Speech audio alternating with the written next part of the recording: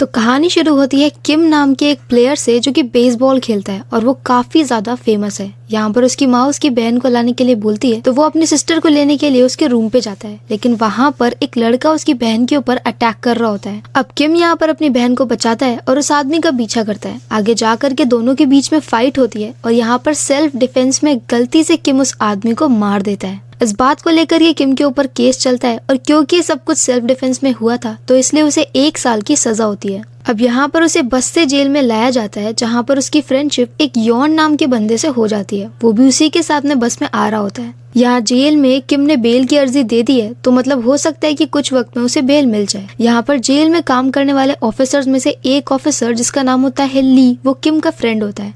बचपन में वो दोनों साथ में ही बेसबॉल खेलते थे, लेकिन बाद में ली को चोट लग जाती है। इसकी वजह से उसका बेसबॉल करियर खत्म हो जाता है और किम जो कि कम अच्छा प्लेयर होता है फिर भी वो काफी ज्यादा फेमस हो जाता है। इन दोनों के कोच भी सेम ही होते हैं। यहाँ पर किम को जो सेल दिया जाता है वहाँ पर ऑलरेडी 3-4 लोग रह रहे होते हैं और उसके साथ में यॉन भी होता है। ये सभी लोग एक आदमी का कहना मानते हैं जो कि सेल का लीडर होता है और वो यहाँ पर किम को बहुत परेशान करता है। यहाँ पर वो बुली मैन एक आदमी को परेशान करता है। किम जाकर के उस आदमी को बचा लेता है, लेकिन इस बात से उस बुली मैन को बहुत दिक्कत होती है। आगे उससे मिलने के लिए उसकी फैमिली आती है जहाँ पर उसकी एक्स गर्लफ्रेंड भी उससे मिलने के लिए आई होती है, लेकिन इसी के बाद उसके सेलमेट्स के बीच में झगड़ा हो जाता है और किम को पकड़ करके ऑफिसर चो के सामने लेकर के आते हैं। ऑफिसर चो यहाँ पर हर किसी से रिश्वत लेता है तो वो यहाँ पर किम को ये बोलता है कि अगर वो $30 उसे दे दे तो फिर वो किम को छोड़ देगा, लेकिन किम उसे इतने पैसे नहीं देता है तो वो उसे एक अलग से सेल में डाल देता है सजा के लिए। आगे यहाँ पर किम की बेल की अपील भी खारिज कर दी जाती है और अब उसे 1 साल तक जेल में ही रहना पड़ेगा। यहाँ पर उसकी फ्रेंडशिप योंग से हो चुकी होती है जहाँ पर योंग की माँ का ऑपरेशन होना होता है, तो इसके लिए किम उसकी हेल्प करता है और उसकी माँ के ऑपरेशन के लिए पैसे दे देता है। किम यहाँ पर काफी ज्यादा इंट्रोवर्ट होता है तो वो हर किसी से बात नहीं करता और पूरी जेल में एडजस्ट भी नहीं कर पा रहा होता है। और यहाँ पर ऑफिसर चो भी लगातार उसे परेशान कर रहा होता है। साथ में वो यहाँ पर एक पेपर पे ढेर सारे उसके ऑटोग्राफ्स भी ले लेता है ताकि आगे वो उनसे अपना प्रॉफिट निकाल सके, क्योंकि किम काफी ज्यादा फेमस है। पर ऑफिसर चो यहाँ पर अलग अलग कैदियों से रिश्वत भी लेता है, पर ये बातें कभी पकड़ में आती नहीं है क्योंकि वो ऐसी जगह पे रिश्वत लेता है जहाँ पर कैमरा नहीं होता है, मतलब ब्लाइंड स्पॉट। लेकिन एक कैमरा जो कि खराब होता है तो किम यहाँ पर बॉल मार करके उस कैमरे को ठीक कर देता है और इसकी वजह से ऑफिसर चो की वीडियो रिकॉर्ड हो जाती है और फाइनली उन्हें एविडेंस मिल जाता है और उसके बाकी के साथी वो एविडेंस के साथ में उसकी कंप्लेन कर देते हैं और ऑफिसर चो को वहाँ से हटा दिया जाता है। साथ में किम की भी जेल बदल दी जाती है। अब वो एक दूसरे सेल में होता है जहाँ पर उसे नए लोग मिलते हैं। यहाँ का लीडर पहले की तरह बुली करने वाला नहीं होता है, इनफैक्ट काफी अच्छा होता है। पर यहाँ पर एक बाप और बेटे होते हैं जिनका भागने का प्लान होता है। वो यहाँ पर भागने के लिए फैक्ट्री में काम करते हैं। ये वुड फैक्ट्री होती है जहाँ पर वुड की चीजें बनाई जाती है। यहाँ से वो लोग एक औजार को छिपा लेते हैं, लेकिन बाद में वो औजार पकड़ा जाता है और उसी के हेल्प से वो लोग दरवाजे को खोल करके भागने वाले थे और उनका प्लान फ्लॉप हो जाता है। इस फैक्ट्री में किम भी काम करने लगता है, लेकिन यहाँ पर दिन भर काम करने के बाद में भी उन्हें पैसे नहीं मिलते, बस अच्छा खाना मिलता है। उनके सारे पैसे वहाँ का इंचार्ज ही रख रहा होता है और उन्हें बिल्कुल भी पैसे नहीं मिल रहे थे। अब वो लोग इसके अगेंस्ट में आवाज उठाते हैं और सीनियर को कंप्लेन कर देते हैं। सीनियर यहाँ पर जेल में रहने वाले कैदियों का सपोर्ट करता है और फाइनली उन्हें उनके पैसे मिलने लग जाते हैं और किम भी यहाँ पर धीरे धीरे करके अपनी बेसबॉल की प्रैक्टिस दोबारा से शुरू कर देता है। पर यहाँ पर वो काफी बार कोशिश करने के बाद भी बॉल को पकड़ नहीं पाता है। अब ली को ये देख करके चिंता होती है और वो उसे हॉस्पिटल लेकर के जाना चाहता है, लेकिन वहाँ के ऑफिसर्स ऐसा करने से मना कर देते हैं। तो अब जब किम यहाँ पर फैक्ट्री में जाता है तो वो जा करके एक ऑफिसर को जो कि उसे हॉस्पिटल ले जाने नहीं दे रहा है उसी को बार बार पोक करता है। गुस्से में आकर के वो ऑफिसर उसे मार देता है, मतलब उसके सिर पे मार देता है और बहुत ज्यादा खून बहने की वजह से उसे हॉस्पिटल लेकर के जाते हैं। अब जहाँ पर उसके सिर की चोट ठीक हो रही होती है वहीं पर उसके शोल्डर का भी टेस्ट ले लिया जाता है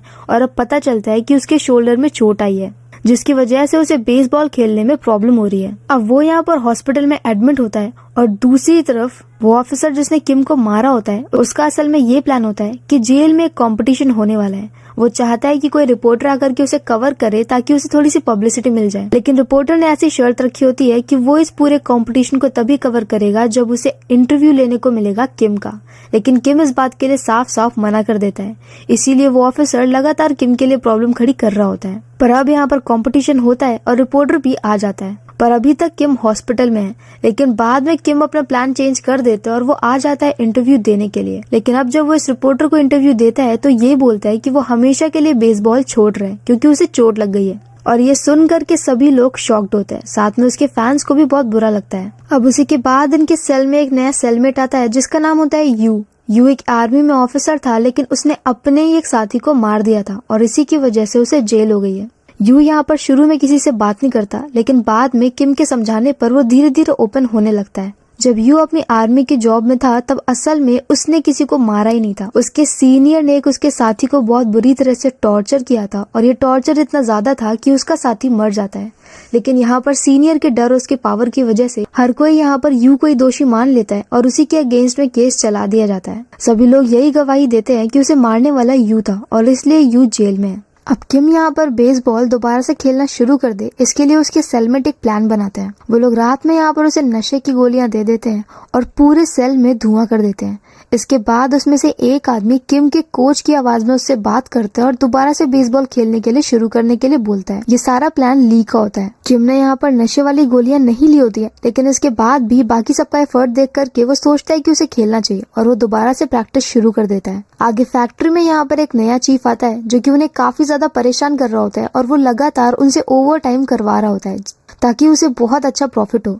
किम को ये बातें पसंद नहीं आती तो वो सबके साथ में उसके अगेंस्ट में जाता है। अब यहाँ पर फैक्ट्री के चीफ के लिए दोबारा से इलेक्शन होने लगता है और इस बार किम उसमें खड़ा हो जाता है। क्योंकि किम काफी ज्यादा फेमस है तो हर कोई इसे वोट देता है और फाइनली वो यहाँ पर इलेक्शन भी जीत जाता है। लेकिन इलेक्शन जीतने के बाद भी वो सही से काम नहीं कर पाता क्योंकि उसे फर्नीचर से रिलेटेड कोई भी काम आता नहीं है। तो स्टाफ को यहाँ पर अलग से उसके लिए कोई दूसरा आदमी रखना पड़ता है ताकि वो अपनी प्रैक्टिस भी करता रहे और वो फैक्ट्री का चीफ भी बना रहे। लेकिन अब कुछ वक्त बाद यहाँ पर दूसरी जेल से कुछ लोग आते हैं और इनमें वो आदमी भी होता है जो कि सबसे पहले किम का सेलमेट था और वो उसे काफी ज्यादा बुली करता था। जब वो यहाँ पे देखता है कि किम को यहाँ पर कितनी ज्यादा फैसिलिटीज मिल रही है तो उसे बहुत गुस्सा आता है और अब वो यहाँ पर किम को धमकी देता है।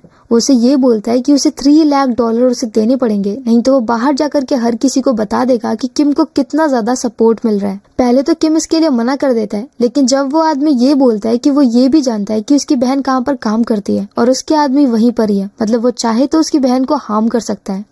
तो ये सुनने के बाद में फाइनली किम को गुस्सा आता है और अब वो डिसाइड करता है कि वो इस बुली मैन को मार देगा। पर जब वो उसे मारने के लिए रात में फैक्ट्री में जाता है जहाँ पर वो आदमी उसका वेट कर रहा होता है, तो तब वहाँ पर वो आदमी आ जाता है जिसे कि किम ने उस बुली मैन से बचाया था और वही आदमी आकर के उस बुली मैन को मार देता है, मतलब काफी ज्यादा घायल कर देता है और किम एक क्राइम करने से बच जाता है। अब तक यहाँ पर 1 साल बीत चुका है और अब बस 10 दिन बचे होते हैं। तो अगर किम कुछ भी ऐसा करता है तो उसकी सजा बढ़ सकती है और क्योंकि वो फेमस सेलिब्रिटी है तो 10 दिन पहले दोबारा से उसका इंटरव्यू होता है जहाँ पर वो हर किसी को, अपने सारे सेलमेट्स को, सारे स्टाफ मेंबर्स को, हर किसी को थैंक्स बोलता है और 10 दिन बाद आराम से जेल से निकल जाता है और दोबारा से अपनी बेसबॉल की सेलिब्रिटी लाइफ में बिजी हो जाता है।